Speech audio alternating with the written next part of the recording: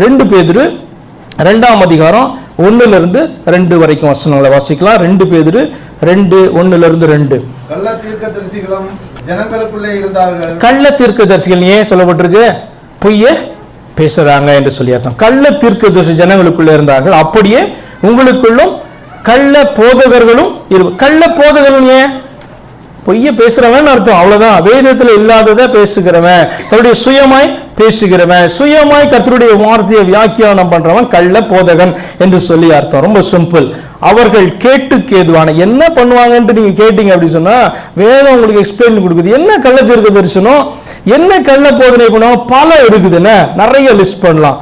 ஆனா என்னதான் முக்கியமானது அப்படின்னு வேதம் சொல்லுதுன்னா, அவர்கள் கேட்டுக்கு ஏதுவான வேத பொருட்களை தந்திரமாய் நுழைய பண்ணி வேதத்தை புரட்டுவாங்க. கள்ள போதகர்கள் கள்ள தீர்க்கதரிசினா வேதத்தை புரட்டுவாங்க. அது எப்படி புரட்டுவாங்களா?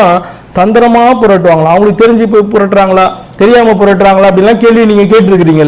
ஆனா என்ன விஷயம் அப்படின்னு சொன்னா, அவர்கள் தந்திரமா இந்த காரியத்தை செய்கிறார்கள், நுழைய பண்ணி. எப்படி இதை நுழைய பண்றாங்கன்னா, அடுத்த கொஸ்டின் எவ்வளவு அழகா வந்து வேதம் உங்களுக்கு சொல்லி கொடுத்து பாருங்க. தங்களை கிரயத்துக்கு கொண்ட ஆண்டவரை மறுதலித்து. யார் தான் கிரயத்துக்கு கொண்டா?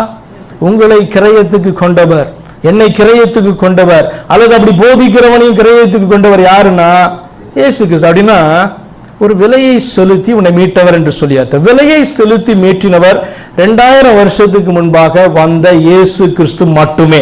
எந்த ஒரு தெய்வமும் பாத்தீங்கன்னா விலையெல்லாம் கொடுத்து உன்னை என்ன பண்ணல, இது என்னுடைய சொந்தமானது என்று சொல்லி மீட்கவில்லை. அப்ப கிரயத்துக்கு கொண்ட ஆண்டவரை மறுதலிப்பார்கள். எப்படி மறுதலிப்பார்கள்?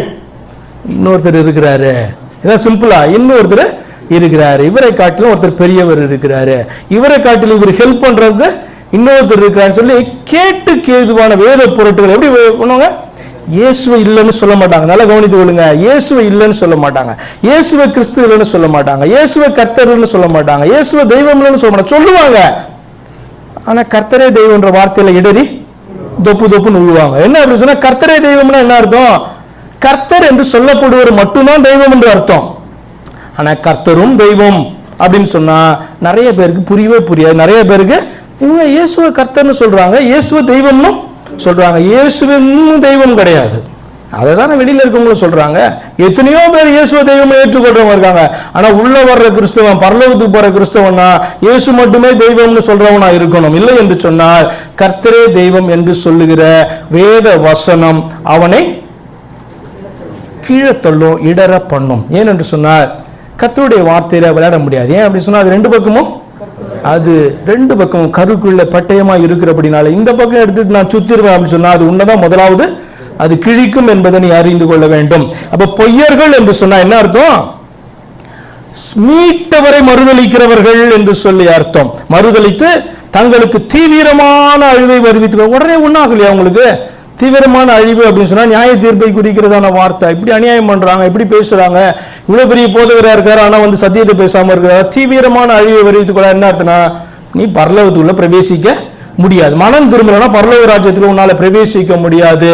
தீவிர அழிவு என்பது நியாய தீர்ப்பை நீங்க அப்படியே பார்த்துட்டே இருப்பீங்க. அவர் எப்படி பேசுறாரு, பயங்கரமா இத்தனை பிரசங்கம் கொடுத்துட்டாரு, ஆனா இன்னும் அழியல அவரு, அப்படி நீ பார்த்துட்டு இருப்ப. ஆனா ஆண்டவர் சொல்ற தீவிர அழிவுனா பரலோகத்துக்குள்ள பிரவேசிக்க முடியாதபடி அவனுடைய ஆத்மா அழிக்கப்படுவதை அது குறிக்குது.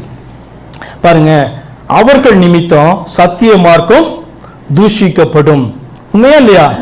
சத்திய மார்க்கம் என்று சொல்றது ஆண்டவர் ஏற்படுத்தி வைத்திருக்கிறதான அந்த வழி, அதுதான் சத்திய மார்க்கம்.